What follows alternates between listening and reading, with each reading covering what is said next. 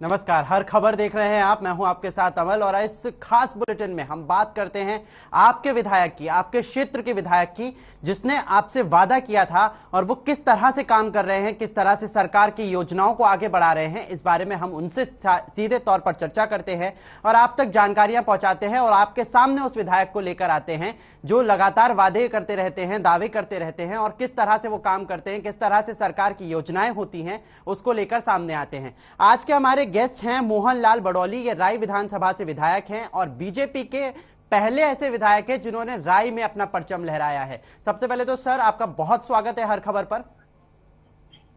जी अमल जी, आपका, आपके चैनल के सभी दर्शकों का बहुत बहुत धन्यवाद। जी, सबसे पहले तो सर मैं आपसे जानना चाहूंगा कि आपका हालचाल कैसे है, मतलब किस तरह का आप माहौल देख रहे हैं आप हरियाणा में। हरियाणा का बहुत अच्छा वातावरण हरियाणा प्रदेश में है। बहुत अच्छे से कानून व्यवस्था, सुख शांति, और लोग अभी गेहूं की फसल को उठाकर अभी भरी हुए हैं।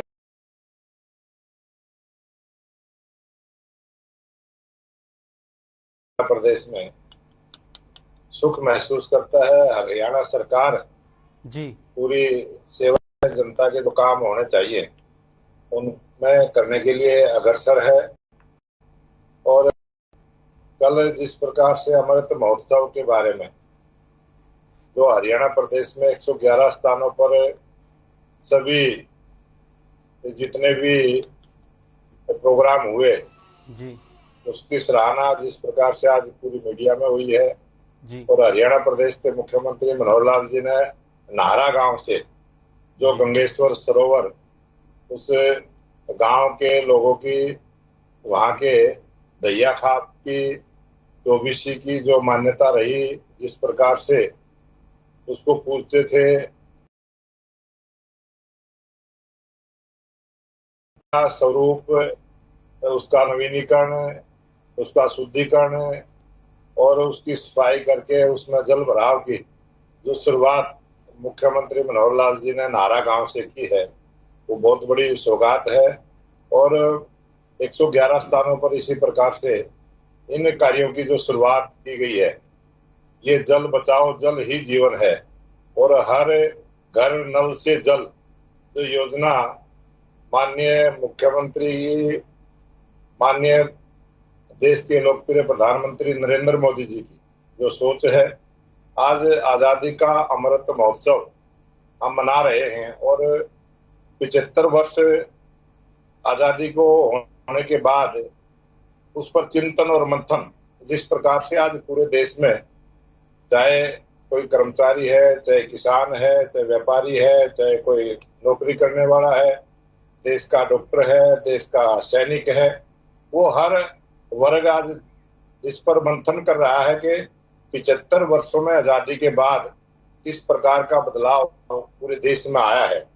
और जिस प्रकार से लोकप्रिय प्रधानमंत्री नरेंद्र मोदी जी ने जो दिशा और दशा तय की है कि देश आत्मनिर्भर बने, उसकी तरफ जिस गति के साथ आज प्रत्येक व्यक्ति के मन में ये स्लोगन जो है वो बैठ गया है कि हिंदुस्तान आत्मनिर्भर बनना चाहिए। और हिंदुस्तान का जो गौरव सदियों से रहा है, जो हिंदुस्तान का स्थान रहा है, जिस प्रकार से विश्व को दिशा देने वाला जी हमारा हिंदुस्तान रहा है, उस प्रकार की सरकार आज केंद्र में है। जी और लोकप्रिय प्रधानमंत्री नरेंद्र मोदी जी ने देश का गौरव जो बढ़ाने का काम किया है, इन जी सब विषयों को लेकर आज पूरे देश में चर्चा है। और युवा वर्ग प्रधानमंत्री नरेंद्र मोदी के प्रत्येक काम से जो सहमत होता है और जिस प्रकार से युवा वर्ग भागीदारी करता है, जी प्रधानमंत्री नरेंद्र मोदी जी की जो नई सोच के साथ आज जी पूरा देश जुड़ा है। बहुत अच्छा वातावरण आज देश के अंदर है। जी देखिए, जिस तरीके से आपकी जो विधानसभा सीट है, राय विधानसभा है, और 2019 के चुनाव में आपने यहां पर परचम लहराया था, क्योंकि इससे पहले का इतिहास रहा है कि यहां पर बीजेपी के लिए मुश्किलें जो है वो हमेशा देखने को मिली हैं, लेकिन आप पर जनता ने खासी तौर पर विश्वास जो है, भरोसा जो है वो जताया था। और कल की अगर हम देखे जाए बात, तो वहां पर सीएम सोनीपत को बड़ी सौगात दी, पानीपत को बड़ी सौगात दी। तो आपको क्या लगता है, क्या ये सौगातें काफी हैं या फिर आपको कुछ और भी उम्मीदें थी सीएम से और सरकार से? ये मैं तो ये मानता हूं कि ये मुख्यमंत्री मनोहर लाल जी की शुरुआत है और बहुत सारे काम हुए हैं, पहले भी हुए हैं, आगे भी होने की जो योजनाएं, जी बहुत सारे काम यहाँ होने हैं, बहुत सारे। प्रत्येक जिले के अंदर 200 बेड का हॉस्पिटल, ये आज के युग की डिमांड है। जी प्रत्येक गरीब आदमी को उसका इलाज आराम से, उसका इलाज सरकार के द्वारा हो जाए, इसकी आवश्यकता है। तो बहुत सारे काम अभी होने हैं और देश के अंदर जिस प्रकार से मुख्यमंत्री जी ने कल भी बोला कि बजट की कोई कमी नहीं है।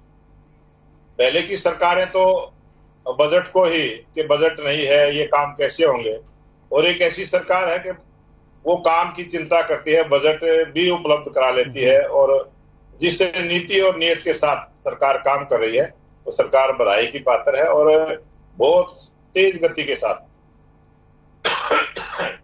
चाहे सड़कों का जाल बिछाने की बात हो, चाहे पुलों के निर्माण करने की बात हो, चाहे रेलवे का सुधारीकरण हो, बहुत बड़े स्तर पर जो इस प्रकार के विकास के काम हुए हैं, चाहे यूनिवर्सिटी बनाने की बात हो, हॉस्पिटल बनाने की बात हो, नए नए काम जिसकी आज आवश्यकता है, वो सारे हरियाणा प्रदेश की सरकार कर रही है। जी देखिए, जब चुनावों का दौर आता है तो सबसे ज्यादा लोगों की निगाहें युवाओं पर होती है, नेताओं की निगाहें भी युवाओं पर होती है, और एक दूसरा धड़ा होता है बुजुर्गों का धड़ा।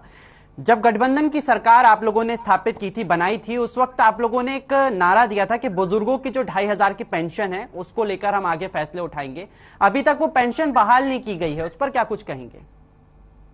देखो, आज जो हमारी सरकार ने नारा दिया था कि हम 2014 के अंदर इस सरकार को डबल करने का काम करेंगे, जो वृद्धावस्था पेंशन हम देते हैं, और उसको डबल किया। आज 2500 और 2700 ये वृद्धावस्था पेंशन हम देने का काम कर रहे हैं जी। और आज जो नया, जिसकी आयु 60 वर्ष की होती है, उसको घर बैठे ही ऑनलाइन परिवार पहचान पत्र में जो जानकारियां सरकार के पास है जी, उसी आधार पर उसका अपने आप पेंशन उनको बन जाती है। और अभी एक सप्ताह पहले मुख्यमंत्री जी ने पीले कार्ड, अभी पेवा के अंदर रैली हुई थी जी, वहां पर ऑनलाइन ही पीले कार्ड बनने की जो व्यवस्था सरकार ने की है, बहुत अच्छी उसकी शुरुआत हुई है। आयुष्मान भारत योजना जो प्रधानमंत्री जी की है कि गरीब आदमी को 5 लाख रुपए तक का इलाज आसानी से उपलब्ध हो जाए, उसका इलाज हो जाए, उसकी व्यवस्था भी परिवार पहचान पत्र के माध्यम से बनाने का जो शुरुआत हरियाणा प्रदेश की सरकार ने की है, बहुत अनूठी पहल हमारे लोकप्रिय मुख्यमंत्री मनोहर लाल जी की रही है, और वो इस काम में बहुत तेज गति के साथ आज हरियाणा आगे बढ़ रहा है। जी, लेकिन जिस तरह से, क्योंकि अभी फिलहाल तो सियासत में भी गर्मी तेज है, आप देख सकते हैं किस तरह से माहौल जो है वो हरियाणा का बनता जा रहा है सियासत के नजर से। और वहीं दूसरी तरफ अगर आप देखें तो गर्मी जो है वो खासा तौर पर अब चरम पर पहुंचती जा रही है, लोगों को बहुत परेशानी हो रही है सर, और इस बीच में बिजली भी कट हो रही है हरियाणा के अंदर। तो किस तरह से आप इसको देखते हैं और क्या आपको ऐसा लगता है कि इसके लिए कुछ कार्रवाइयां की जा रही हैं?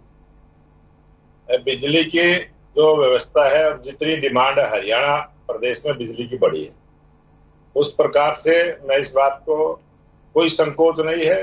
मैं मानता हूं कि सरकार के अधिकारियों का आकलन कहीं न कहीं मिसमैच हुआ है और उनका अंदाजा इस प्रकार का नहीं था कि कितनी डिमांड हरियाणा प्रदेश में बिजली की बढ़ेगी।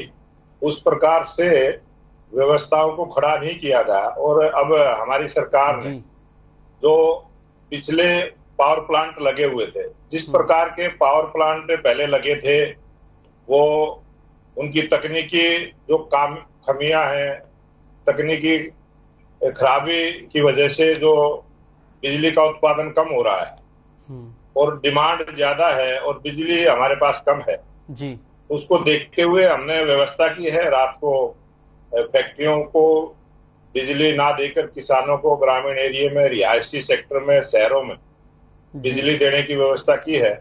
और मुझे लगता है कि एक सप्ताह के अंदर हरियाणा प्रदेश में बिजली का जो ये संकट कुछ समय के लिए आया है जी, ये जल्दी एक सप्ताह में दूर हो जाएगा जी, और जो पार्ट उसके खराब हो गए थे उनको विदेश से लाने का जो काम हुआ है, जिस प्रकार से अभी 2 दिन पहले ही हमारे बिजली मंत्री रणजीत जी चौटाला ने आपके मीडिया के माध्यम से भी जानकारी लोगों को दी थी जी, और सरकार ने भी जानकारी दी है। कल मुख्यमंत्री जी ने भी यहाँ सोनीपत में आए थे, पानीपत में आए थे, उसकी जानकारी दी है कि 10 दिन में बिजली का ये जो समस्या आई है ये दूर हो जाएगी।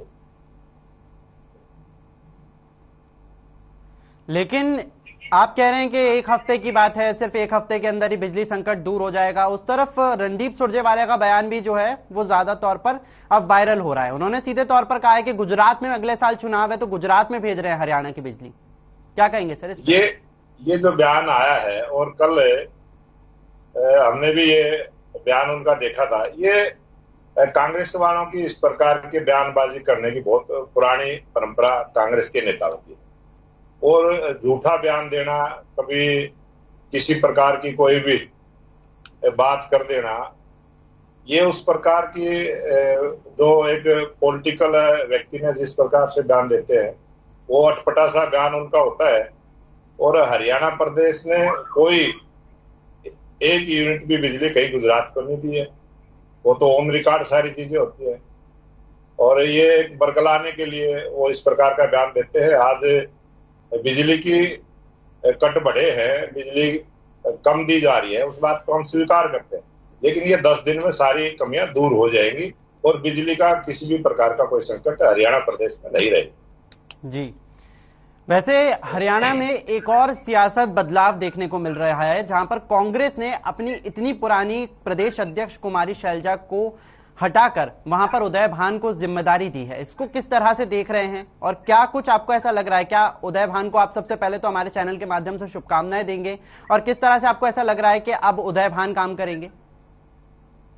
देखो, मैं उदय भान जी को शुभकामना भी देता हूँ, 4 बार के विधायक रहे हैं, राजनीति का उनका अपना अनुभव है, लेकिन कांग्रेस पार्टी जिस प्रकार से काम करती है, जिस प्रकार से अशोक तंवर जी को संगठन को भी बनाने की उनको इस प्रकार से संगठन खड़ा नहीं कर पाए और बहुत भारी गुटबाजी रही और आपस में जूत पजार हुई, सिर फटे, दिल्ली में FIR हुई, वो सारा प्रकरण आपके ध्यान में भी है, लोगों के ध्यान में जी। उसके बाद कुमारी शैलजा एक बहुत ही सीनियर राजनीतिक कई पदों पर रही, बहुत अच्छे से काम करना चाहती थी, उसको काम नहीं करने दिया गया, ये भी सब जनता के सामने जी। और जो उदय भान जी को भूपेंद्र हुड्डा लेकर आए हैं, बहुत भारी गुटबाजी कांग्रेस के अंदर है और जिस प्रकार से 4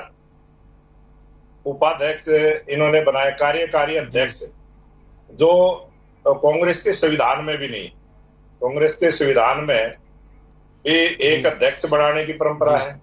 कार्यकारी अध्यक्ष जब कोई बीमार हो जाए, काम करने के लायक ना हो, कोई स्वास्थ्य की कोई ऐसी बीमारी हो, तब कार्यकारी अध्यक्ष बनाने की परंपरा पार्टियों में रहती है।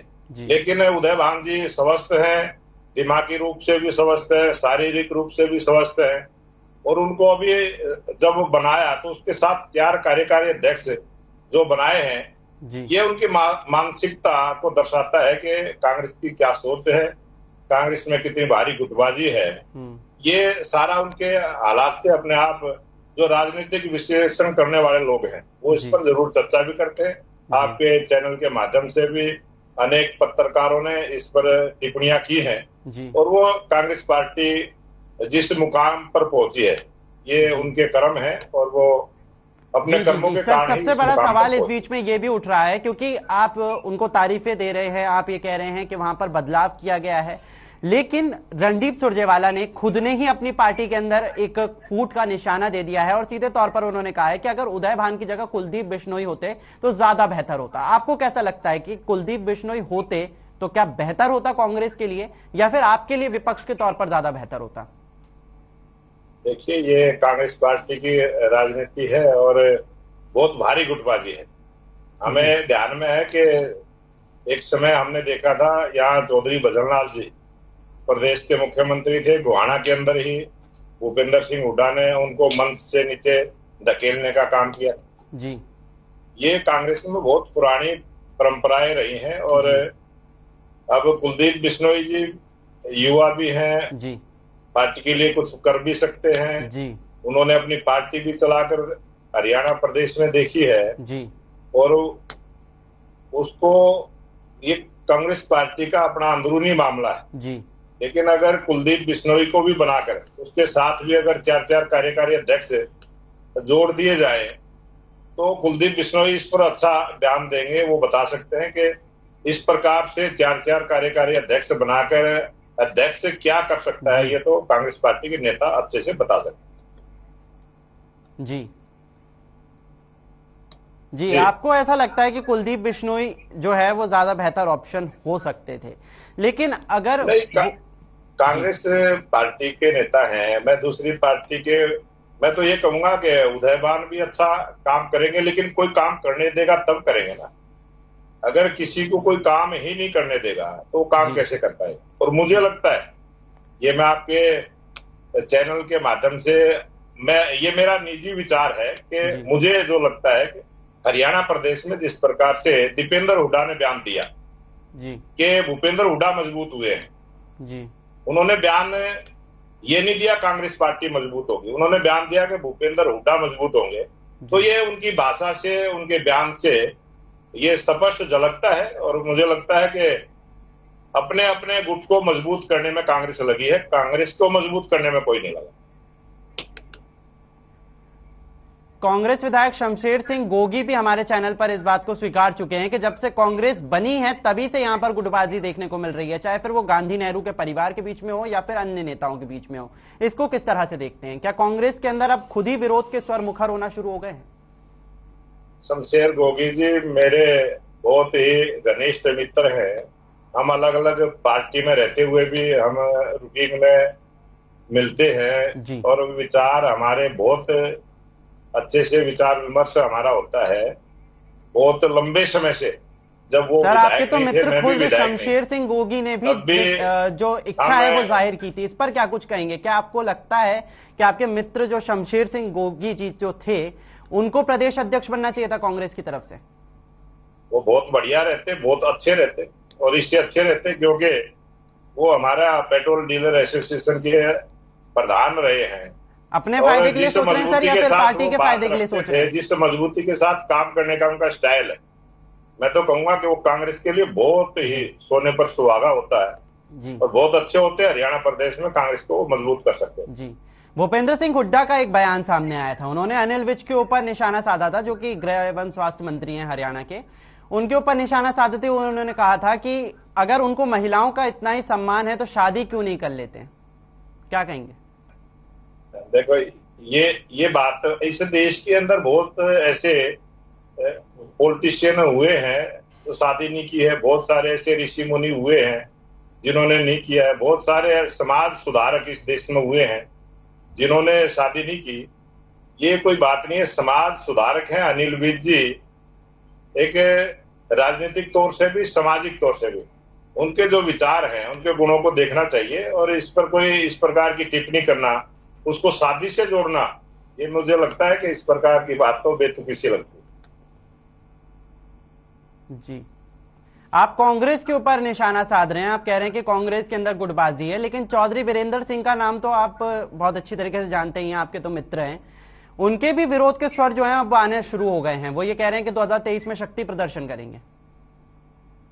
देखो, चौधरी वीरेंद्र सिंह जी हमारी पार्टी के नेता हैं और आज वो भारतीय जनता पार्टी के लिए काम कर रहे हैं और वो हर साल कोई ना कोई रैली इस प्रकार से करते हैं। अभी पीछे उनके राजनीतिक जीवन के 50 वर्ष पूरे हुए तब भी उन्होंने किया, तब भी इसी प्रकार की बातें हुई है।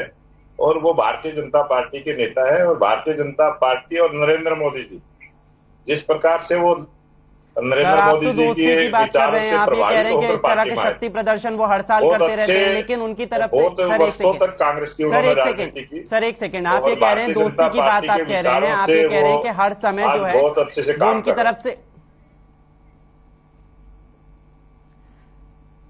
सर मेरी आवाज आप तक पहुंच रही है?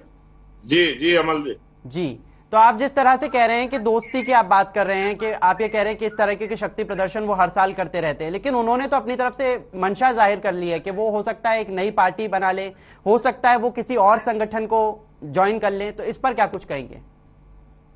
मैंने अभी उनका बयान पढ़ा भी नहीं है और मैंने सुना भी नहीं है। आपके चैनल के माध्यम से, आपके माध्यम से ही मेरे को ये जानकारी है। मुझे जो लगता है व्यक्तिगत, मेरी बात अभी 3 दिन पहले गुरुग्राम में हमारी मीटिंग पार्टी की थी, उसमें आए थे। वो भारतीय जनता पार्टी के पूरी तरह से साथ है और नरेंद्र मोदी जी के विचारों से, उनके काम से बहुत ज्यादा प्रभावित है। मुझे लगता है कि वो भारतीय जनता पार्टी में ही रहकर काम करते रहे। जी, तो आपको क्या लगता है, अगर इस तरह की चीज जो है वो अगर सामने आती है, अगर भविष्य में हो ना हो, अगर वो किसी और संगठन को ज्वाइन कर लेते हैं या फिर खुद की एक पार्टी बना लेते हैं, तो क्या बीजेपी को आने वाले चुनावों में नुकसान का सामना करना पड़ेगा? मुझे इस प्रकार का कोई लगता नहीं है और ऐसा कुछ होने वाला भी नहीं है। ये पर्सन ही पैदा नहीं होता कि चौधरी वीरेंद्र सिंह जी कभी भारतीय जनता पार्टी से ये सोच सकते हैं। ये मुझे जचती नहीं है ये बात।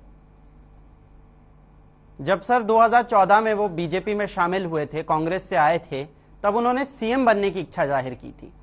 अब कहीं ना कहीं उनकी इन्हीं सब चीजों को लेकर नाराजगी है, इस पर क्या कुछ देखना चाहेंगे, क्या कुछ कहना चाहेंगे? सीएम बनने की तो बहुत सारे नेताओं को, जो चुनाव लड़ता है, जो विधायक बनता है, उसके भी दिमाग में ये बातें आ जाती हैं। और जब लंबा समय राजनीति में हो जाता है तो उनकी चर्चाएं भी उस प्रकार से हो जाती हैं। सीएम बनना, सोचना, ये कोई बुरी बात नहीं है, ये तो अच्छी बात है। अगर वो बनना चाहते हैं तो उस प्रकार का काम भी करते हैं, उस प्रकार के गुण भी उसमें डेवलप होते हैं। और चौधरी वीरेंद्र सिंह जी बहुत ही सूझबूझ के नेता हैं, बहुत अच्छी हरियाणा की राजनीति के वो जानकार हैं, लोग उनके फॉलोअर बहुत हैं और वो समाज के लिए काम करते रहे हैं, अच्छे लंबे समय से करते रहे। जी जी, जी। लेकिन जी सर बोलिए। जी आपकी आवाज नहीं आ रही? सर मेरी आवाज आप तक पहुंच रही है? हाँ भाई। जी जी जी सर जी, एक तरफ तो सियासत जो है वो गर्म होती जा रही है, लेकिन दूसरी तरफ राज्य की अगर बात करें तो यहाँ पर कोरोना के आंकड़े भी लगातार बढ़ते जा रहे हैं। 4 जिलों की बात कर रहे हैं यहाँ पर, जहां पर अलर्ट जारी कर दिया गया है। इस पर आप क्या कुछ कहना चाहेंगे? कोरोना के बारे में आपने देखा है कि लोकप्रिय प्रधानमंत्री नरेंद्र मोदी जी ने अभी जी 1 सप्ताह पहले ही सभी मुख्यमंत्रियों से, सभी अधिकारियों से, जो स्वास्थ्य से जुड़ी हुई जितनी भी टीम है, वर्चुअल संवाद हुआ था, उसकी जानकारी सबको दी थी। और हमारा स्वास्थ्य विभाग इस पर काम कर रहा है और डोज लगाने का काम भी फिर से तेज गति से चल रहा है। और जो वैक्सीन का टीका हमारे सरकार के द्वारा, वैज्ञानिकों के द्वारा, डॉक्टरों के द्वारा जो बना और जिस प्रकार से बहुत बड़ी संख्या में टीकाकरण का काम हुआ है, मुझे लगता है कि कोरोना की बीमारी का एक ही इलाज है टीकाकरण। और टीकाकरण सरकार के द्वारा चल रहा है, पूरे देश में मुफ्त में टीका लगाने का काम सरकार के द्वारा हो रहा है। मुझे लगता है बीमारी आएगी भी तो उसका किसी भी प्रकार का प्रकोप नहीं होगा, लोग सुरक्षित रहेंगे। निवेदन ये है कि टीका जरूर लगवा लें। जी, बहुत बहुत शुक्रिया सर आपका हमारे साथ जुड़ने के लिए, हम तक तमाम बातचीत करने के लिए और इस तरह की जानकारियां साझा करने के लिए, क्योंकि हरियाणा की सियासत जो है वो लगातार 360 डिग्री एंगल की तरह घूमती जा रही है। लगातार जो अपडेट्स हैं वो भी हरियाणा की सियासत को लेकर निकलकर सामने आ रहे हैं। और हरियाणा की सियासत की अगर बात करें तो यहाँ पर गर्मी जिस तरह से देखने को मिल रही है उतनी ही गर्म अब हरियाणा की सियासत हो चली है। लेकिन इसी को लेकर विधायकों से और तमाम जो नेता हैं उनसे बातचीत करना भी जरूरी हो जाता है, इसीलिए आपका विधायक आपके सामने हमेशा लेकर आते हैं और इसी तरह से यह सिलसिला बदस्तूर जारी रहेगा। फिलहाल मुझे इजाजत, देखते रहिए हर खबर।